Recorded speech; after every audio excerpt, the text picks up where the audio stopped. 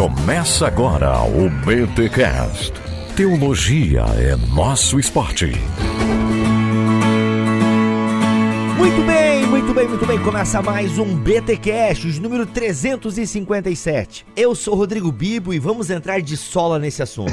Nossa, foi o melhor que eu consegui hoje, hein? Meu nome é Gutierrez e a Bíblia é a nossa maior profecia. Eita. Meu nome é Ângelo Basso e crer na sola escritura me leva a crer no dom de profecia. Olha aí, gente, estamos aqui com dois carismáticos, um da ala pentecostal clássica, outro carismático da ala dele mesmo. O Ângelo tem uma corrente teológica própria. Um gênio. E, gente, vamos falar sobre o dom de profecia e o sola escritura. Uma das acusações que fazem ao movimento carismático, e aqui eu uso no sentido amplo, incluindo os pentecostais, é que como é que vocês podem dizer que só a Bíblia é a palavra de Deus se vocês acreditam no dom de profecia? Mas antes, vamos para os recados paroquiais.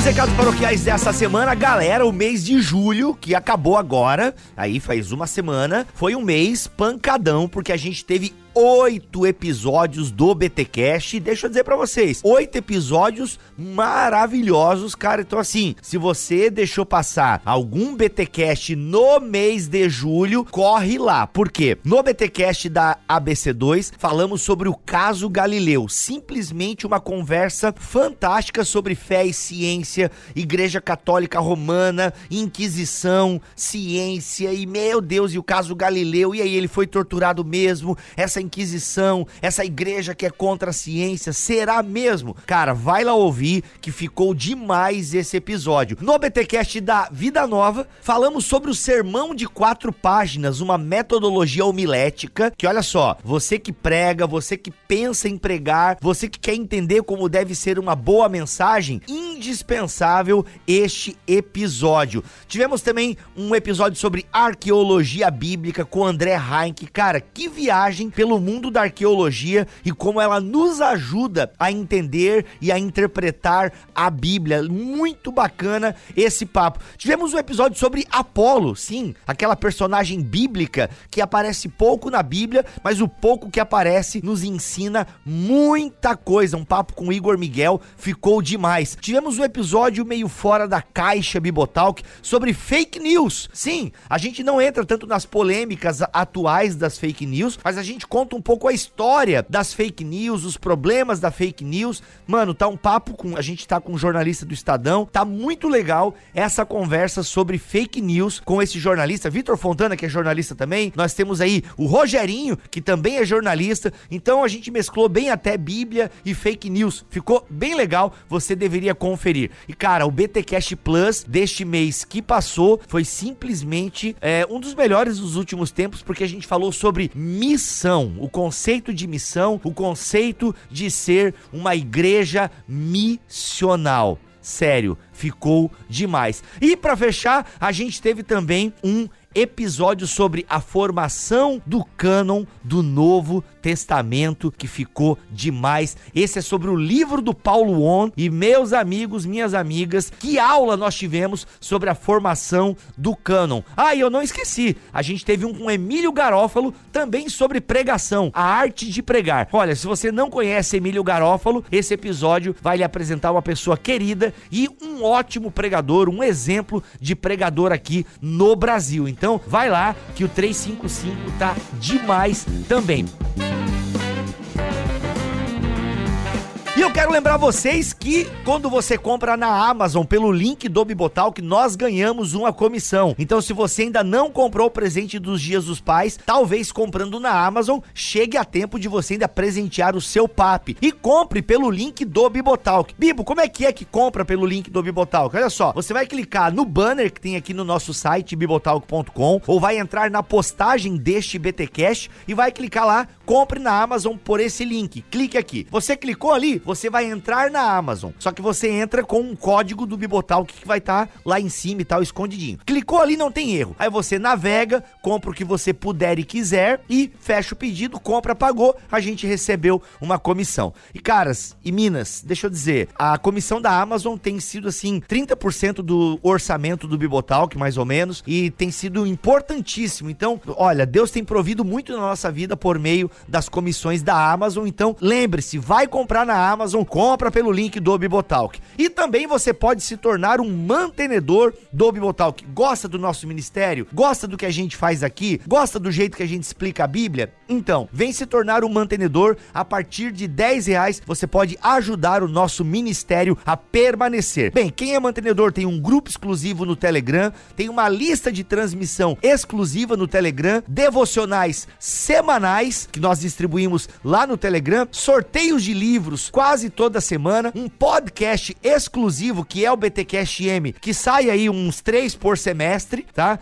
A gente nem sempre grava o BTcast M, porque a gente tá com muito conteúdo, então até os mantenedores, mano, pode dar uma segurada aí. E tem o devocional toda semana, que tá maravilhoso. Esses dias o Cacau mandou um sobre casamento de quase 20 minutos, ou seja, praticamente um podcast. Então, além de você ter aí esses frufrus, você ajuda esse ministério a permanecer, a continuar distribuindo boa teologia por toda a internet. Então, torne-se um mantenedor do Bibotalk. Obrigado a todos vocês que são mantenedores, sabe, gente, muito obrigado mesmo. Você que tira um pouco da sua renda para ser mantenedor e nos suster, nos ajuda a permanecer. Então, muito obrigado pelo seu carinho, muito obrigado pelo seu empenho. Vamos em frente, porque tem muito podcast para gravar, tem muita teologia para ensinar, tem muita gente para edificar, porque a obra não pode parar. Vamos nessa, e esse episódio, pega aí que você vai ver que tá xepa!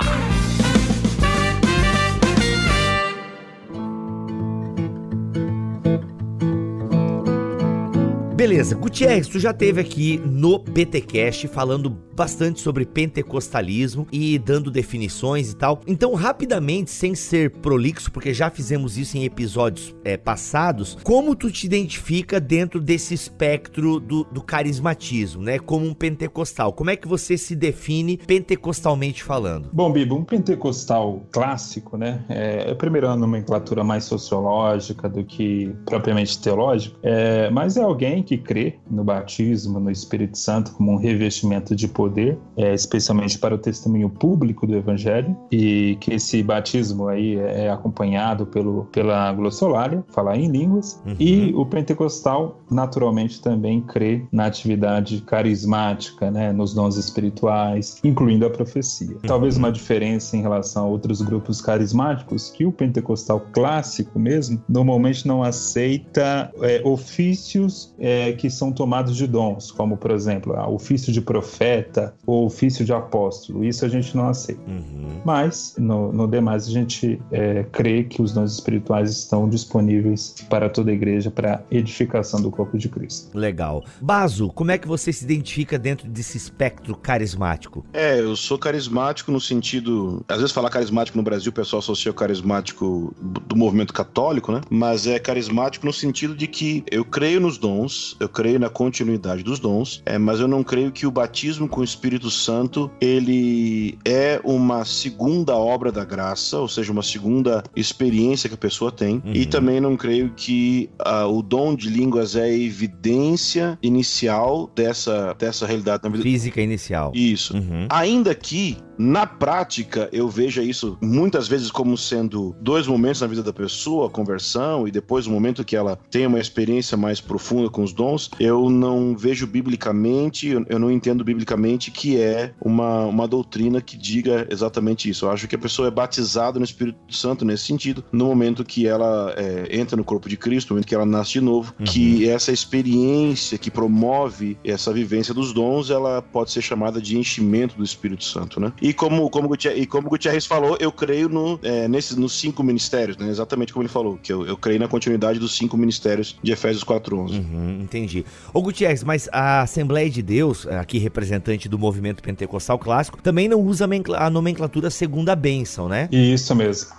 A gente não encara o batismo no Espírito Santo como uma espécie de experiência de crise, que seria uma segunda fase da conversão, né? Uma segunda bênção, né? Não, é um revestimento de poder para o testemunho público, mas esse revestimento não santifica, não dá uma dimensão totalmente nova à vida cristã no sentido de santificação, né? É um revestimento muito pontual para nos ajudar a sermos testemunhas ousadas do Evangelho. Quem pensava no batismo como segunda bênção é mais a tradição wesleyana e pentecostais que vem dessa tradição mais wesleyana. Legal. Enfim, gente, tem um podcast aqui sobre batismo com o Espírito Santo com o Gutierrez. É só você jogar assim. Galera, usem o Google, tá? O Google é uma baita ferramenta.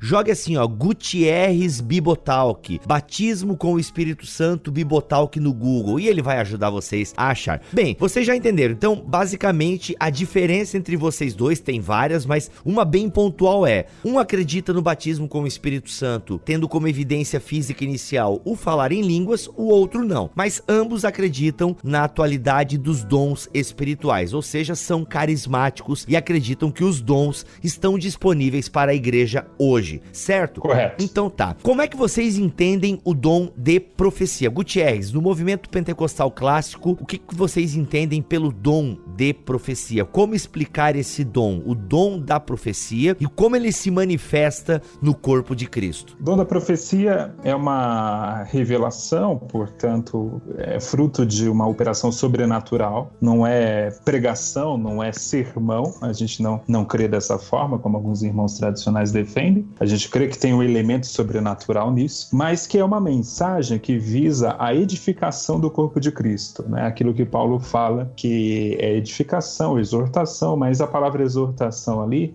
tem um sentido de encorajamento, né? Então, é uma mensagem que Deus vai dar, não necessariamente uma mensagem futurista, não necessariamente uma revelação sobre algo que vai acontecer, mas é algo que aquela pessoa que professa ou que venha a ser usado no dom de profecia, ele não tinha conhecimento, não tinha domínio sobre aquele assunto pelo qual ele fala, né? Então é algo que vem diretamente do Espírito Santo para ele. Legal.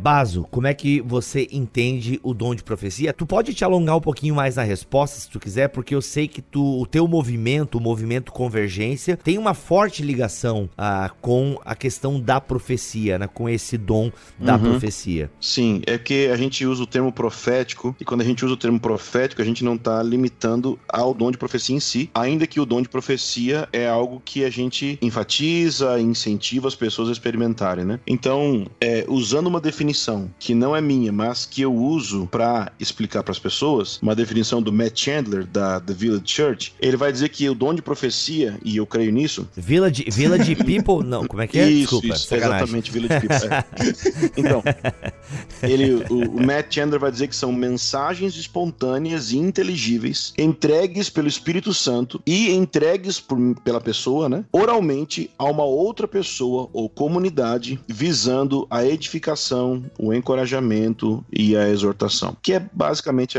a mesma coisa que o Gutierrez falou, com outras palavras. Então, o que eu creio que o dom de profecia é Deus comunicando algo específico para uma pessoa específica ou para uma comunidade específica, e isso pode se dar por meio de Deus colocar um pensamento na mente de alguém que está falando, seja um nome, seja uma situação, ou uma imagem, ou um versículo, algo assim. E essa pessoa, então, comunica para a pessoa que está diante dela, ou para a comunidade que está diante dela, aquele pensamento, aquela impressão, que às vezes a gente também tem esse elemento da impressão no espírito, ou seja, às vezes não necessariamente uma mensagem é entregue inteira na minha mente, mas às vezes uma impressão no meu espírito, ela vem, e então às vezes essa impressão pode ser algo como essa pessoa está passando por uma situação X, Y, e então eu posso conversar com ela. Então, nesse sentido, quando eu penso no dom de profecia, primeiramente eu tenho que deixar claro o seguinte, que eu vejo que os dons, de alguma forma, eles se misturam.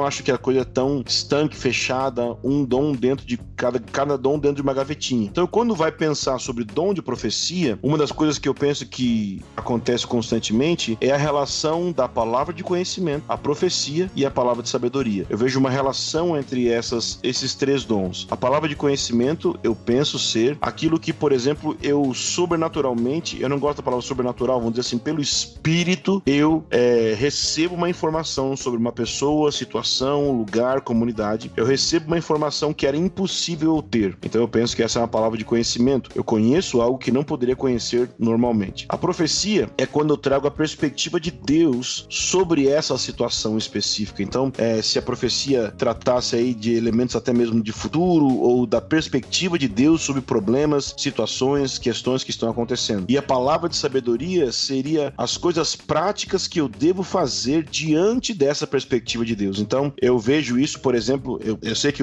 a gente vai falar aqui sobre sola escritura e revelação e profecia, mas é só um exemplo, não querendo colocar a profecia do dia a dia da igreja no mesmo nível. Mas a gente vê isso em Apocalipse. Nas cartas às 7 igrejas, a profecia começa com: eu sei que essa é a tua situação, é assim, mas eu te exorto a fazer isso. Então, existe esse elemento de o que está acontecendo com você, como eu gostaria que você estivesse vivendo e o que você pode fazer de prático para andar nisso. Então, eu divido essas 3 palavras nisso, né? O que está acontecendo, a perspectiva de Deus e o que você pode fazer com palavra de conhecimento, profecia, palavra de sabedoria. Alguma colocação, Gutierrez? Não, perfeito. Inclusive isso que o Baso fala, entre a interrelação aí de dons, a palavra da sabedoria, a palavra do conhecimento e profecia, eu também creio da mesma forma que tudo isso diz respeito a essa estrutura de profecia. Às vezes a gente tenta ser muito didático, né? Especialmente em livros, explicar cada dom como se fosse algo totalmente diferente do outro, mas todos esses dons de fala, inclusive, Baso, a interpretação de línguas, né? Porque também tem uma natureza profética nisso, são bem relacionados. Então, inclusive no Antigo Testamento, muita gente fala, não tem o dom de línguas ali no Antigo Testamento, mas quando você vê em alguns episódios do Antigo Testamento onde é usada a palavra profecia no hebraico, tem uma conotação também de uma linguagem estática. Então é interessante, você pega ali Números 11, por exemplo, diz o texto que quando os anciãos recebem o Espírito Santo, eles começam a agir como profetas, está assim no original. Então, mais do que uma mensagem em si, o pessoal estava visualizando aqueles anciãos agindo de uma forma que lembrava uma atividade profética, alguma manifestação que vinha do Espírito Santo, né? Que eles já tinham conhecimento por meio de Moisés. Então é interessante essa relação entre profecia, língua interpretada, palavra da sabedoria, palavra do conhecimento, tudo isso está um tanto relacionado. Algo que eu falo muito sobre interpretação de línguas, quando eu vou ensinar, né? É que parece que tem no imaginário das pessoas, né? Como se houvesse um tipo de tradução de línguas. Então a pessoa fala, né?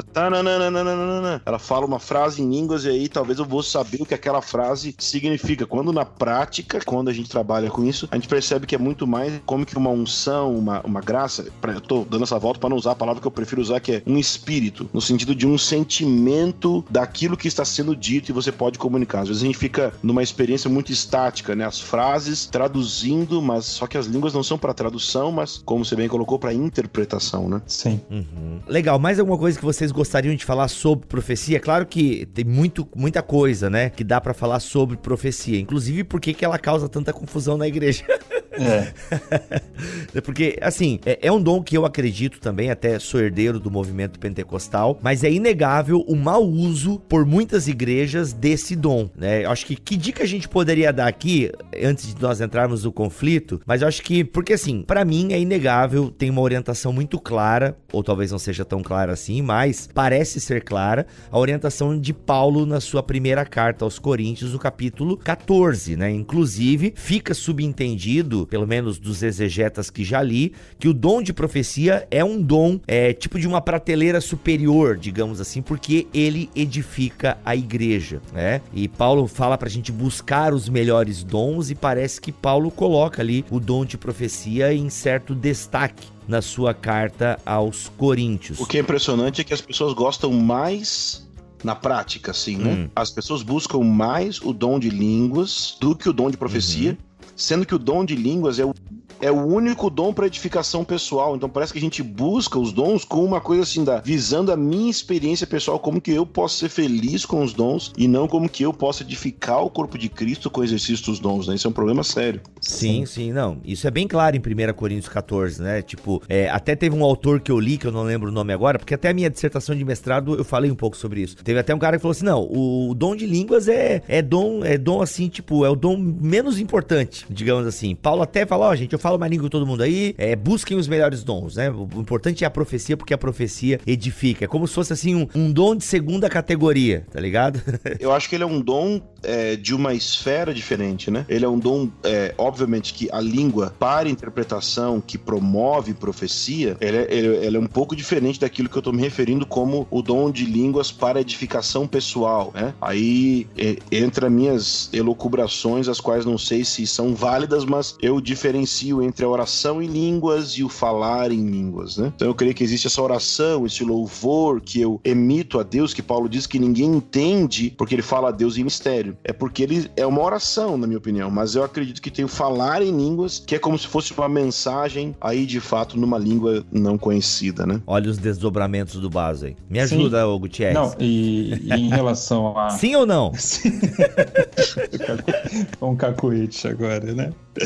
É interessante observar que ali em 1 Coríntios 14, especialmente, Paulo está enfatizando a importância da edificação comunitária. Então, realmente, o papel da profecia como um dom que edifica a todos é extremamente importante. E aí entra, Bibo, algumas dicas que a gente tem que pensar no culto comunitário. E quem é do ambiente pentecostal, carismático, já deve ter observado várias vezes que alguém que está sendo usado em profecia, ele vai até o ouvido da outra pessoa. E isso é completamente errado.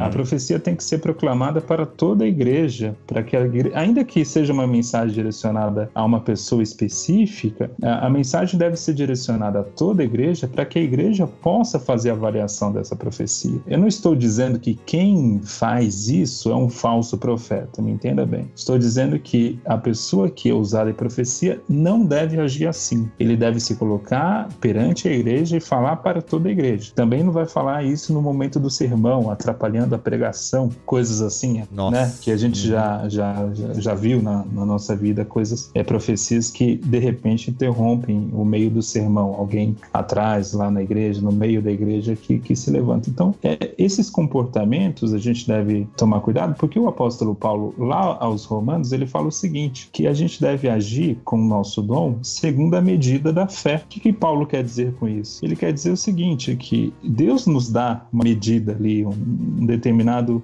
dom para ser usado naquele momento na igreja. Agora, o que eu faço disso, o que eu enfeito como homem em cima disso, é responsabilidade minha, porque Deus me entrega a profecia. Se eu vou dar 3 cambalhotas, 5 pulos e ainda gritar feito um desesperado, por exemplo, isso é totalmente humano. O que Deus me deu foi aquela mensagem para ser entregue. A forma como ela é entregue, essa forma é totalmente humana. Eu falo isso, Bibo, porque quantas vezes eu já vi mulheres sendo usadas em profecia, aí ela engrossa a voz, né?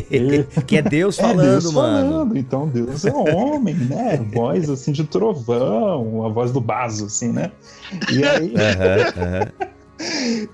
Isso é bizarro. O Baso berra, tu tá falando aí, mas o Baso berra, hein? Cuidado. Pois não, isso é bizarro. Uma mulher precisar fazer isso, não é necessário. O que Deus deu, a profecia, é a mensagem, não é a forma, não é o cacoete, né? Então isso tudo deve ser esclarecido, ensinado nas igrejas carismáticas e pentecostais, para que a pessoa não acredite que a profecia é uma espécie de transe espírita, né? Que vem um espírito e toma conta da pessoa.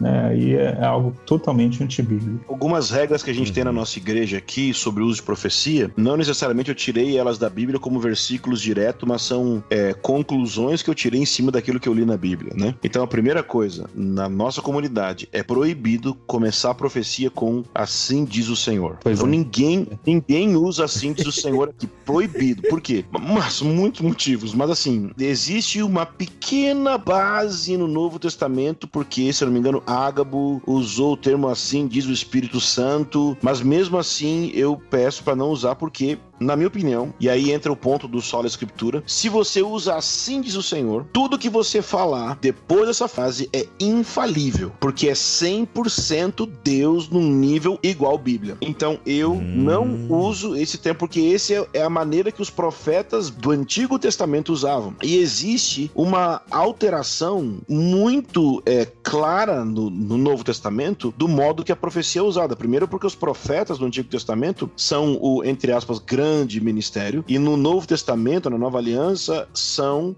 os apóstolos que são enfatizados.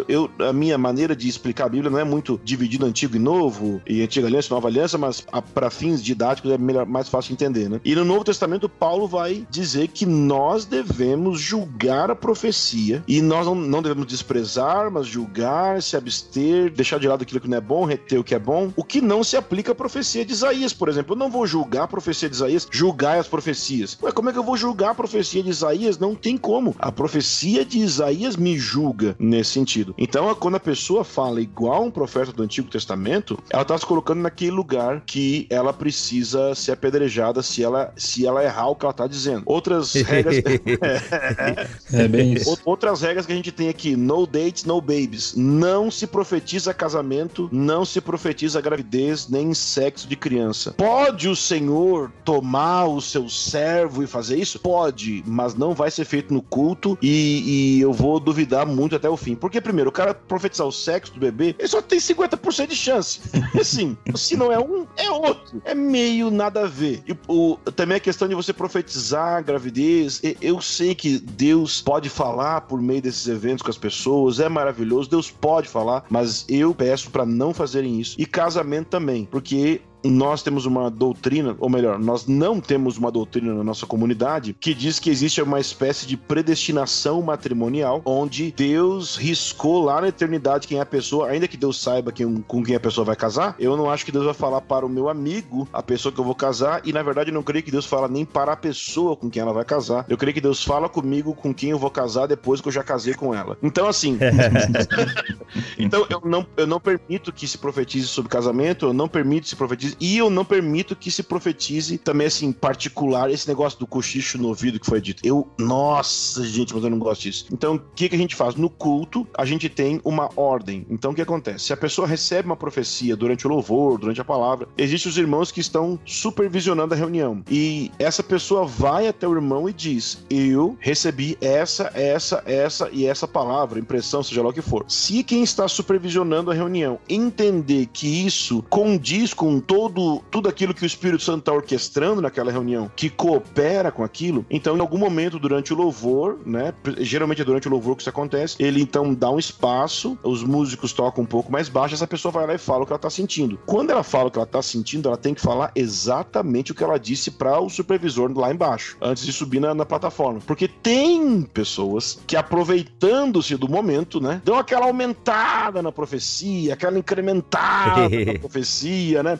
E te digo mais, não diz mais, diz só o que você disse pra mim que você ia dizer. E se ela não fizer isso, a gente vai ter uma conversa séria com ela depois. Porque o espírito do profeta é sujeito ao profeta, a pessoa precisa ser clara, ser precisa, não ser confusa. Coisas que eu peço pra evitar fazer. Evitar a linguagem simbólica. Eis que vi um leão vestido de noivo, enrolado no arame farpado. Cuidado, meu servo. Digo, gente... Caraca. Então, assim, a gente tem escola de profecia, a gente ensina as pessoas a fazer isso. Então a gente fala que tem o ato de receber essa profecia, o ato de receber uma palavra, existe o processo de interpretar a palavra e o processo de entregar a palavra. São três coisas. Então a pessoa pode, talvez na maneira dela de ouvir de Deus, ela pode receber por meio de imagens e por meio de coisas doidas. Eu vi um anjo azul segurando uma bandeja de ouro. Tranquilo, eu quero saber o significado. Entrega só o significado. Basicamente, o anjo azul com uma bandeja de ouro significa: Deus está curando a irmã fulana de tal. Beleza, então sobe na plataforma e diz: diz: Deus, eu sinto no meu espírito que Deus está curando a irmã assim. Depois que a gente fala isso, geralmente tem uma pergunta na hora que é: faz sentido pra você? E se não faz, tranquilo. Eu já errei muita profecia. Então, eu não tenho esse medo de acertar 100%, porque a gente estabeleceu um ambiente onde nós não somos os profetas do Antigo Testamento. Nós somos pessoas que estão tentando cooperar com a edificação, com a exortação, com a consolação do corpo de Cristo. Outra coisa que eu peço para não fazerem é aquele processo de... A pessoa aprendeu de certo que só se profetiza a partir do momento que se fala em línguas. Então, aquilo que a gente falou antes da interpretação. É o clássico. A pessoa então acha que ela tem que falar X tempo de línguas, né? E aí depois ela fala frase em português. Depois mais frases em línguas. Depois mais frase em português. É óbvio que isso pode acontecer. Mas isso é um cacoete que as pessoas pegaram da questão da interpretação de línguas. Só que eu acredito, eu tô julgando aqui, mas eu acredito que seria muito mais proveitoso que, se uma pessoa tem esse dom de entregar mensagens em línguas, que ela entregue a mensagem inteira. E que outra pessoa que tem a graça do Senhor de interpretar, que interprete o que ela disse. Mas muitas vezes as pessoas ficam fazendo esse jogo aí pra parecer que é uma coisa mais espiritual. Porque se ela só fala assim: eu sinto no meu coração que Jesus tá falando, eu nem uso a expressão Jesus falando, mas eu sinto no meu coração que o Senhor tá falando isso pra você. Outra coisa que a gente pede pra não profetizar. Meu Deus, Ali, eu já não lembro da primeira coisa. Ó, na tua igreja eu já nem vou profetizar já, porque melhor. Perdi já nessas regras. Não, mas profetizar casamento e gravidez não tem como. Falar assim, diz o Senhor, não tem como. E direções pra vida da pessoa. Qualquer tipo de direção. Tá, pra que serve a profecia então? Se é pra guiar, é pra guiar nós, pô. E aí, compra ou não, mudo de trabalho ou não? Aí tu matou metade das profecias que eu já recebi na minha vida agora. Para encorajamento, edificação e exortação no seu relacionamento com Deus. E por isso que muita gente trava em pensar que existe um dualismo, sola escritura e a profecia, porque o que direciona a vida do crente é a escritura, é a palavra de Deus.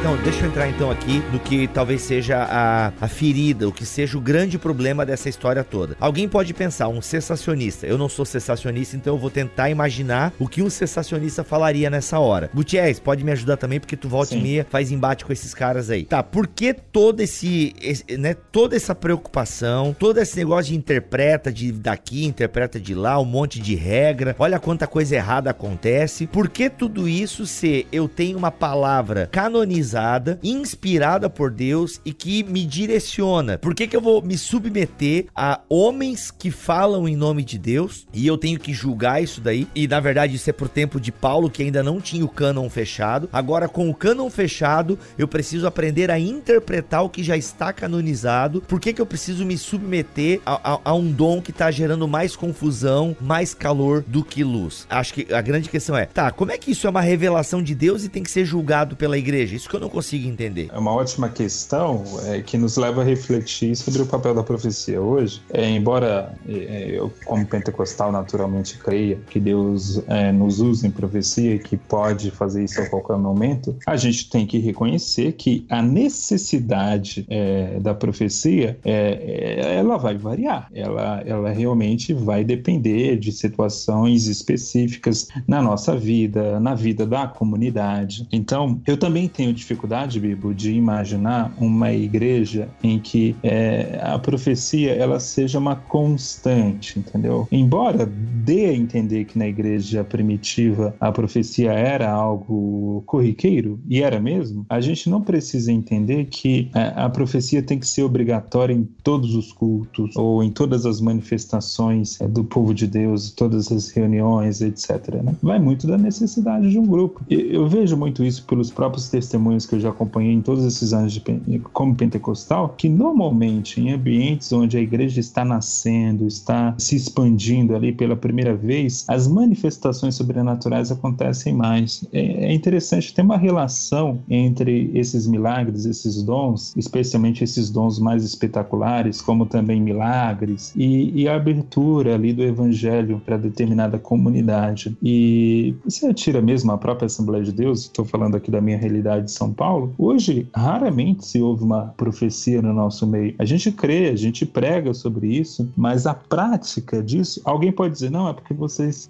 esfriaram na fé, não são mais pentecostais raízes, um bando de Nutella. Pode ser que em parte isso seja verdade, em parte haja menos pessoas hoje buscando, mas também tem uma questão da necessidade mais específica de uma comunidade. Eu entendo, assim, a partir do momento que eu vejo todo o conjunto do Novo Testamento, em que alguns elementos são centrais para a liturgia, a música, a exposição das escrituras, a oração, mas os dons espirituais vão corresponder com necessidades específicas da igreja. Eu penso que se a pessoa tem uma Bíblia e nunca teve uma experiência de profecia, não penso que ela vai ter menos direção de Deus, menos completude, porque a Bíblia ela é suficiente para guiar a pessoa em tudo aquilo que ela precisa. Agora, outra coisa é dizer que eu não preciso, por exemplo, de outros tipos de ministério me ajudando, ou seja, a Bíblia é suficiente, portanto eu não preciso de pregadores porque a Bíblia é suficiente. Então existe uma grande diferença entre a suficiência da Bíblia e a minha relação com essa Bíblia, que é suficiente. Então quando eu penso nessa minha relação com a Bíblia que é suficiente, eu penso que a profecia, ela deve ser uma exortação, um encorajamento, uma consolação para a obediência das Escrituras. Ela deve exortar a igreja para a verdade que está na Bíblia, a verdade que está nas Escrituras. E óbvio que a gente ensina as pessoas a jamais profetizarem algo que não está na Bíblia. Só que não é tão simples assim em alguns casos, porque às vezes você não está ali lidando com uma doutrina na hora de profetizar. Você está lidando com uma impressão que você teve sobre a vida de uma pessoa, de que, sei lá, que Deus quer liberar algo sobre a vida dela, Deus quer conceder algo para ela. E isso não é nem bíblico e nem antibíblico. Então é esse terreno mais difícil. Então o Matt Chandler coloca que um dos elementos que ele acredita que a profecia pode fazer é de tornar pessoal verdades que são gerais da Escritura. Às vezes a profecia ela pode vir em uma circunstância onde a pessoa fala algo que não teria como ela falar, e aquilo não teria como ela saber, e aquilo que ela fala te exorta, te encoraja, te levanta, te empurra para frente para obedecer a Bíblia. Então, assim como um seminário bíblico, assim como um livro, assim como uma série de outras coisas que Deus colocou na igreja,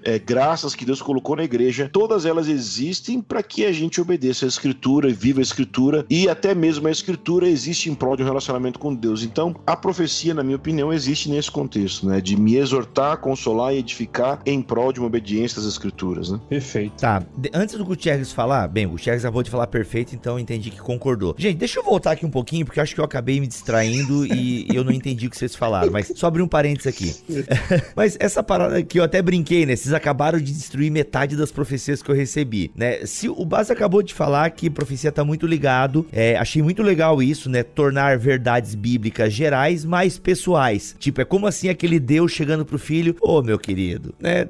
Dá uma atenção aí pra essa parte da tua vida e tal. Mas, gente, muitas das profecias, e eu acho que todos vocês já experienciaram isso, elas estão ligadas muito a isso, né? É tipo uma exortação pra igreja, ok, isso eu via muito na Assembleia, né? Meus filhos, orem mais, isso era muito comum, né? O profeta se levantava na igreja, tinha um irmão lá, meu irmão, que aquela profecia lá era de Deus mesmo. Quando aquele irmão levantava lá no coral, era o irmão que sentava no coral lá no fundão, ele era o baixo do coral, né? Cantava aquela, das 4 vozes, ele era o baixo lá. Quando aquele velhinho levantava, irmão, a igreja parava, tá ligado? E era sempre isso, né? Tô voltando, orem, né? Me busquem mais, era sempre essas coisas mais gerais assim. Mas, cara, eu já ouvi falar de muita profecia, assim, pra cara que tá plantando igreja, tipo, palavra de encorajamento, vai, tô contigo. Por exemplo, profecia que eu acho que todos nós aqui já recebemos, né? Tem uma grande obra contigo, né? Mano, essas aí são clássicas, né? Vou te levar pros 4 cantos do mundo, te vejo num pássaro de aço, né? Então, assim, cara, então vocês não aceitam? Vocês acham que biblicamente não tá esse tipo de profecia? Me ajuda. Então, em muitos casos, essas profecias, elas servem como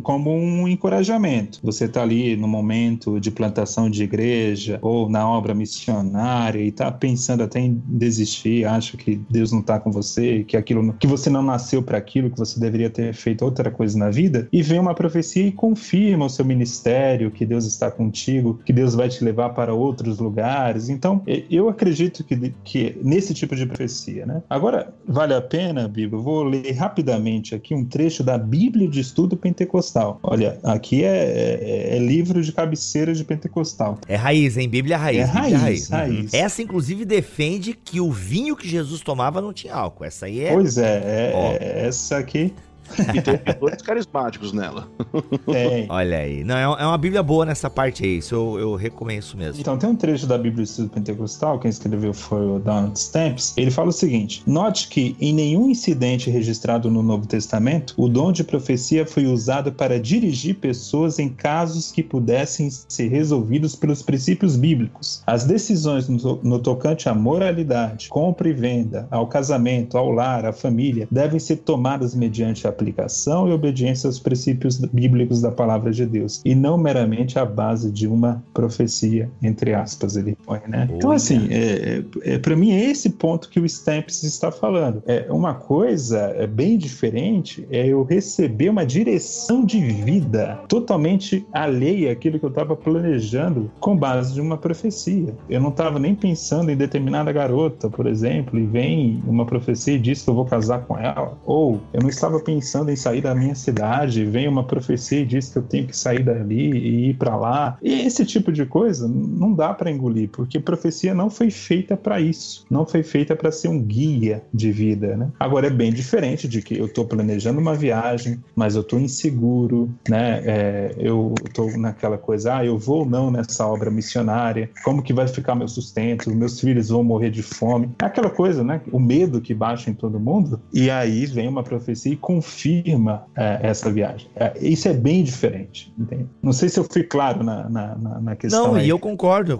É que, assim, com certeza tem ouvintes que estão falando, cara, mas eu ouvi um amigo meu que Deus falou pra ele ficar. Aí são coisas que são mistérios, né? Ou, tipo, sei lá. Tem um exemplo bíblico, Ágabo. Isso. Ele profetiza que Paulo vai para Jerusalém e que lá ele vai ser preso. O interessante é que a igreja começa a apelar, né? Paulo fica aqui, Ágabo acabou de profetizar. E de fato, Paulo é preso em Jerusalém. Só que Paulo não deixa de... É muito interessante isso. Paulo não é guiado por essa profecia. Essa profecia serve para Paulo no seguinte sentido: Deus está no controle de todas as coisas. Só que para aquela comunidade, eles estavam interpretando como se Deus quisesse que Paulo se mantivesse ali e não fosse a Jerusalém. Mas Paulo entendeu de forma diferente. Eu tenho amigos que vão dizer, não é minha opinião não, que esse é um dos casos de profecia no Novo Testamento que não era 100% apurado. Eu nunca pensei isso, mas eles vão dizer por causa do assim diz o Espírito Santo, como se o Ágabo estivesse usando aí um jeito errado. Para mim não é isso, mas o fato de Paulo fazer entre aspas, né, exatamente o contrário do que a profecia parecia indicar, para mim é muito interessante. É muito interessante sobre como eu me relaciono com a profecia, né? Eu não sou direcionado por ela, ainda que ela ilumine elementos na caminhada, né? Eu acho muito interessante. E certamente isso serviu de consolo para Paulo. Ele, puxa, eu estou aqui sofrendo, eu estou preso agora, mas Deus já tinha me avisado. Ou seja, ele tem o controle da história, né? Coisas assim. Legal.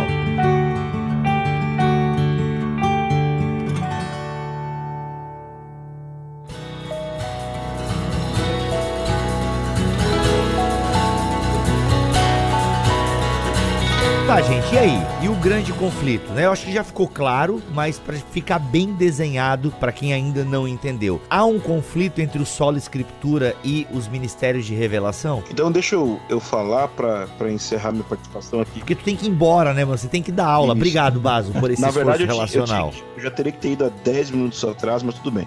Mas então deixa eu dar meu parecer aqui. Bom, como eu disse no início, eu não tento equilibrar entre Sola Escritura e o dom de profecia. Porque a tentativa de equilibrar implica que existe um problema, e não existe um problema. Talvez exista um problema no campo pastoral, ou seja, como as pessoas vão encarar a profecia, como algumas pessoas, não entendendo a dinâmica do Novo Testamento, podem achar que a profecia do Novo Testamento, dos dons ali de 1 Coríntios 12, ela tem o mesmo peso de autoridade que a profecia do Antigo Testamento, a própria Escritura. Então, eu não tento equilibrar entre sola Escritura e profecia, porque é pelo fato de crer na sola Escritura que eu creio no dom de profecia. Porque eu creio que a Bíblia é a palavra inspirada e inerrante de Deus, eu me submeto ao que ela diz, mesmo que no movimento que eu faça parte, carismático pentecostal, possam existir bizarrices das pessoas fazendo mau uso do dom de profecia. Isso não desfaz o dom, só mostra que existe o falso, mas se existe o falso é porque possivelmente existe o verdadeiro. Então, eu creio que o verdadeiro existe, eu creio que a Bíblia me exorta a crer nesse verdadeiro, me exorta a buscar com intensidade esse verdadeiro, 1 Coríntios capítulo 14, e também me exorta pelas Escrituras, e óbvio pela realidade, discernir aquilo que realmente vem de Deus e aquilo que não vem de Deus. Então, uma vez que o Espírito Santo não está escrevendo a Bíblia por meio das profecias que são dadas, mas ele está encorajando o corpo de Cristo no cumprimento da grande comissão e dos desdobramentos dessa grande comissão, então sim, nós cremos no dom de profecia porque cremos na Bíblia, e esse dom de profecia vai exortar, consolar e edificar a igreja para uma maior obediência à Bíblia, inclusive no cumprimento dessa própria grande comissão. Então, basicamente, essa é a minha perspectiva dessa realidade. Eu não tenho que equilibrar. Por quê? Porque andam juntas essas duas realidades. Ou, como eu costumo falar aqui, depois que o cânon foi fechado, Deus não ficou com dor de garganta e perdeu a voz, não.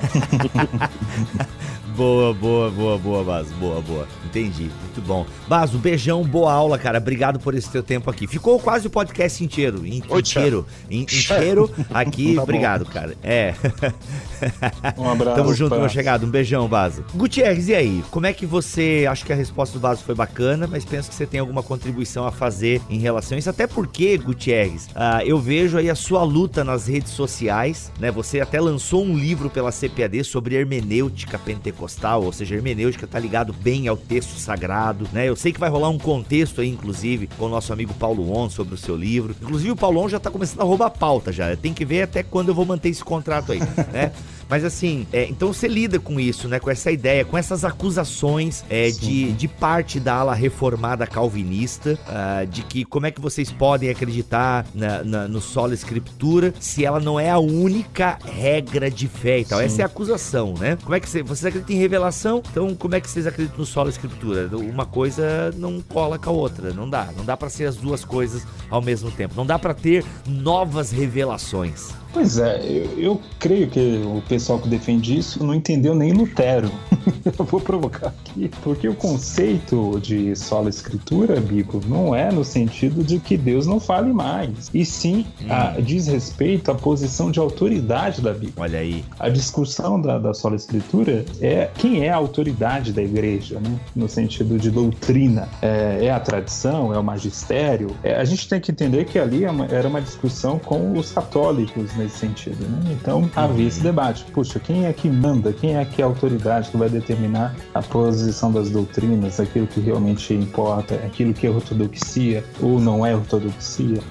Então havia esse debate intenso ali naquele momento, e Lutero vai defender aquilo que nós, como pentecostais protestantes, concordamos, que a Bíblia é a maior autoridade, é a nossa única regra de fé e prática, uma frase que a gente usa abundantemente nas igrejas pentecostais. Eu abri esse podcast com a frase, né? A Bíblia é a nossa maior profecia. Eu fiz questão de usar essa frase porque é uma frase muito repetida no meio pentecostal, onde se coloca, porque de fato ela é, em que sentido? A maior autoridade. Mas isso não quer dizer que Deus não fale, que Deus não se revele. A própria Bíblia diz que Deus se revela por meio da natureza. a revelação natural de Deus, ela não se encerrou com o cânon. Ou seja, a natureza não deixou de apontar para Deus porque a Bíblia foi encerrada. Ou o próprio Cristo, né? O que Cristo fala? Que o Espírito Santo é o seu vicário, é aquele que vem em seu lugar substituir a ele. E o Espírito Santo continua a falar conosco, continua a se comunicar conosco. Então, eu não tenho crise com esses dois conceitos, nenhuma crise, até porque nós estamos cientes no meio pentecostal, eu falei de nós enquanto instituição, né? Enquanto igreja, por exemplo, que a profecia não é maior do que a Bíblia, não é igual à Bíblia e que ela precisa ser submetida às Escrituras. Se a profecia diz uma coisa e a Bíblia diz outra, então a gente vai ficar com a Bíblia. Sempre. A mesma coisa. Se a tradição diz uma coisa e a Bíblia diz outra, a gente tem que ficar com a Bíblia, né? Então essa acusação é muitas vezes leviana, uma acusação boba até. Até porque essa tentação de colocar alguma coisa no lugar da Bíblia enquanto autoridade é uma tentação que todos os grupos cristãos passam. Sim, os reformados colocam às vezes, né? E aqui estou generalizando, galera, mas muitas vezes os credos estão acima das escrituras, né? A corrente teológica está acima das escrituras. Isso é um erro bem comum. Especialmente as confissões, né? Muitas vezes. Isso, eu quis falar confissões, não credo. Acho que credo é universal, né? A maioria das pessoas acreditam que eles resumem bem de maneira universal as crenças cristãs principais, mas é mais as confissões mesmo. Eu errei ali quando eu falei. Justamente, as confissões ganham status de sola escritura muitas vezes, né? Isso não deixa de ser uma tradição, né? Acima muitas vezes da Bíblia. Então a discussão do sola escritura é uma discussão sobre a autoridade, o papel da Bíblia enquanto determinante, né, para doutrinas.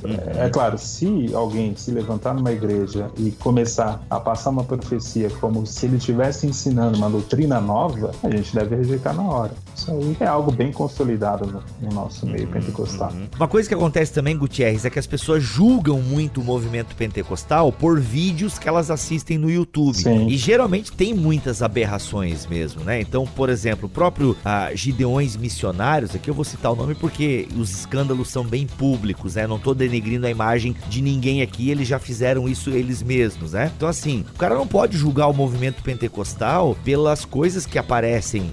Então, eu tô generalizando, nem tudo no Gideões é esquisito, né? Mas, grosso modo, muitas esquisitices aconteceram lá e não sei se acontecem porque há tempos eu não acompanho. Mas você não pode. É como eu julgar o calvinismo por aquele carinha da internet ali, entendeu? Não dá pra eu julgar um movimento por algumas coisas. E isso acontece muito, né? E isso é muito complicado. Até teve recentemente um caso em que teve um escrito, né, oficial de uma igreja com informações erradas sobre o movimento pentecostal. Pois é bem complicado. E assim, a gente deve ir para os livros oficiais, para as declarações de fé, né? Então tudo isso, a declaração de fé, por exemplo, da Assembleia de Deus, ela é muito clara nesse ponto, que a Bíblia é a nossa única regra de fé, nossa única autoridade em matéria de doutrina, né? A gente fala em matéria de doutrina por quê? Porque, por exemplo, a Bíblia é autoridade em como lidar com o coronavírus? Não. Porque a Bíblia Jesus até fala que esse ritual de lavar a mão não tá com nada aí dos fariseus. A Bíblia não foi escrita com o propósito de preservar a nossa saúde em relação a vírus, né? A Bíblia foi escrita para nos alimentar enquanto agentes do reino. Então, a gente tem que entender, inclusive, o papel das escrituras na nossa vida, né? Porque senão vira um biblicismo ingênuo, assim, bobinho até, que acha que tudo tem que estar na Bíblia, todo pensamento deve ser julgado a partir da Bíblia, inclusive questões técnicas, né, como essa questão de saúde. E isso é um erro, porque a Bíblia não foi nos dada com esse propósito, né? Então, vamos tomar cuidado com isso. Recentemente, por exemplo, o John MacArthur, que é um sensacionista bem radical, ele criticou essas histórias em que muçulmanos estariam tendo encontro com Cristo em sonhos, em visões, tá? E aí um missionário que trabalha no Oriente Médio, ele falou o seguinte: olha, eu só sei de uma coisa, eu conheço muçulmanos que se converteram ao cristianismo assim. Eles nunca devem ter ouvido falar no John MacArthur, mas ouviram falar de Jesus através de um sonho, né? Ai, boa. gente se apega demais a essa ideia que Deus só fala na Bíblia e tal. Vira um fanatismo aí. Agora, não, ô Gutierrez, essa tua fala final aí, até eu me arrepio quando eu ouço ela, né? Talvez a gente devesse gastar aqui os minutinhos finais que a gente tem nesse BTcast, porque ela é uma fala muito perigosa. Tipo, achar que Deus só fala na Bíblia. Cara, explica um pouquinho melhor, porque se o pessoal pega só essa tua frase aí e solta nas internets, ela pode soar complicada. Então, né, porque achar que Deus só fala nas escrituras e tal, mano, eu entendo que o básico quer dizer que o cânon, mesmo que o cânon tenha sido fechado, Deus não ficou mudo, mas o que a gente quer dizer com isso? Acho que vamos deixar bem claro pra não ter problema, tá? O que tu quer dizer com essa afirmação que tu acabou de fazer agora, que achar que Deus só fala nas escrituras? Como assim? Pera lá um pouquinho, como diz o Ciro Gomes. Então, Bibo, o que diz respeito à nossa vida cristã, a nossa vida envolvida com o reino de Deus, o que diz respeito à salvação, a nossa única regra de fé e prática é a Bíblia Sagrada, são as Sagradas Escrituras. Só que isso não quer dizer que Deus só fale através da Bíblia, né? Deus pode falar através de um sonho, através de uma profecia, através da natureza, né? Deus se revela pela natureza. É nesse sentido que eu estou falando, né? Então, a gente não pode restringir, digamos assim, a voz de Deus apenas ao texto bíblico nesse sentido, porque Deus pode falar por vários meios. Porém, naquilo que é suficiente para a nossa salvação e necessário para a nossa salvação, a nossa única regra de fé e prática são as Sagradas Escrituras. Ou seja, aquilo que é normativo para a vida cristã. Isso. O que serve para a doutrina da igreja. Isso a gente só vai achar nas Sagradas Escrituras, né? Agora, entendi. Uma determinada direção, alguma coisa, uma iluminação, Deus pode dar uma direção, e até mesmo conversões, né? Como esses casos que eu acabei de comentar de muçulmanos que tiveram visões a respeito de Cristo. Então isso não deixa de ser ali um meio que Deus se revela a essas pessoas, né? Então, volto a repetir, ninguém pode criar uma doutrina para toda a igreja a partir de uma revelação, de uma profecia. E até, Bibo, eu acredito que Deus pode dar a uma pessoa determinada direção. Por exemplo, sei lá, vai para os montes e passa a sua vida em oração, monte ali um espaço privado em que você vai me buscar. Vou dar um exemplo assim bem extremo, né? Isso não quer dizer que essa pessoa deva ensinar isso como uma doutrina para todos. Ali é uma experiência muito particular dele com Deus, né? Então, eu até costumo contar, certa vez eu tive uma experiência espiritual muito intensa, em que eu passei durante mais ou menos meia hora com as mãos levantadas, né? E elas não se estavam, assim, era algo assim impressionante. Mano. Enquanto tava com as mãos levantadas, tinha alguém brigando? Enquanto tua mão tava levantada, eles estavam vencendo a briga? Não. Sacanagem, vai lá. De oração, assim, um momento muito, muito gostoso, foi uma experiência incrível. Só que eu não saí daquela experiência, nunca mais isso aconteceu, foi aquela única vez, e eu não saí daquela experiência dizendo que eu tinha a unção do braço levantado e que isso era necessário todo mundo experimentar, que todo mundo precisa disso. Se eu passasse a fazer isso, eu estaria colocando aquela minha experiência espiritual acima da Bíblia, porque eu estaria colocando aquilo como uma doutrina, como uma norma para toda a igreja, né? Então, é esse cuidado que nós devemos ter. Aquilo que Deus falou pela Bíblia é regra, é doutrina, é teologia, né? Mas isso não quer dizer que Deus não possa usar um outro meio para falar com o ser humano. Muito bom. É isso, gente, ó, acho que foi uma resposta honesta por parte de pentecostais, carismáticos. Obviamente, outros carismáticos e outros pentecostais podem ter respostas diferentes, talvez mais longas, enfim, mas aqui também eles poderiam falar mais se o nosso tempo permitisse. Mas temos aí duas respostas honestas para responder a essa crítica que fazem ao movimento pentecostal carismático sobre o solo escritura e o dom de profecia. Gutierrez, obrigado pela tua presença aqui, mano, no BTcast. Obrigado, Bibo, sempre um prazer estar com vocês e aí até a próxima. E olha só, gente, a gente talvez não tá tendo aqui um podcast especial com o Gutierrez, mas Bibotalk e Gutierrez também estão numa parceria com a Thomas Nelson Brasil. Em breve a gente fala mais, mas eu só tô dizendo pra você o seguinte: esse ano tem 3 livros que vão sair pela Thomas Nelson que tem que ter na sua estante bastante. Por quê? Porque eles vão ter o selo de qualidade Bibotalk, mano. Então, aguarde. Tamo junto, Gutierrez. É isso aí, Bibo. Vai ser uma benção. Gente, vamos ficando por aqui em mais um podcast. Voltamos na semana que vem, se Deus quiser e assim permitir. Fiquem todos na paz do Senhor Jesus. Este podcast foi editado por Tuller Bibotalk Produções.